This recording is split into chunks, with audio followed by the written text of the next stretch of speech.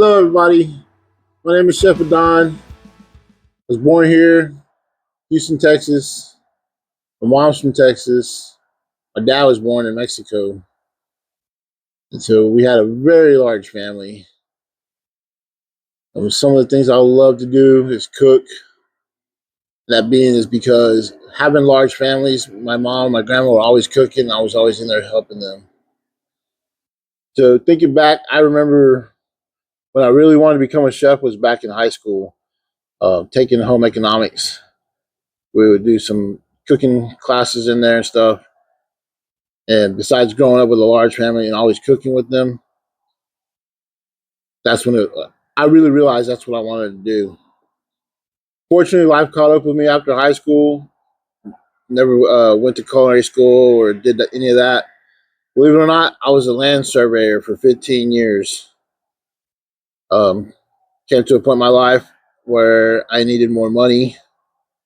And they're like, well, you have to go to school. Ended up going to school, but not for land surveying. That's when I decided I was going to be a chef.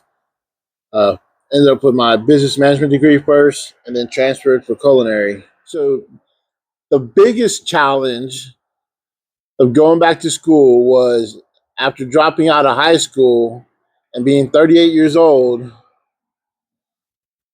was actually just going to school. I enrolled after I got my GED.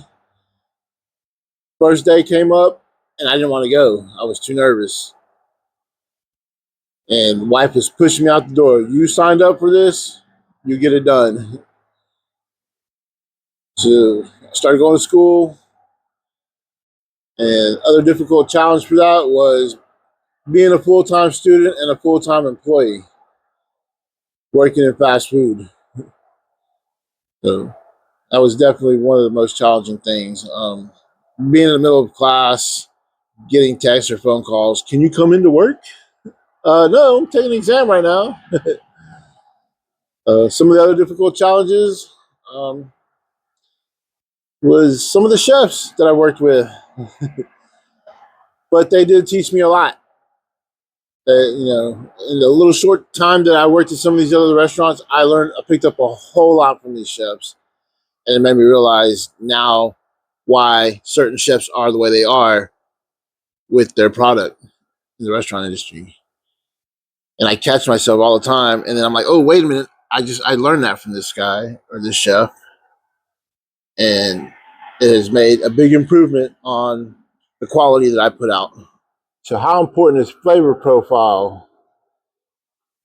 It's very important.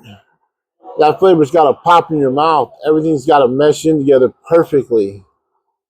You take that first bite and it brings that excitement. You know that flavor's there. I call it cooking with love. That's how I was taught. I think the most important part about getting the flavors just right is sampling. For example, the mushroom Swiss burger.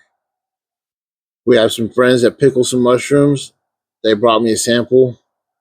I tried it, and instantly I was like, this would be perfect for our mushroom Swiss.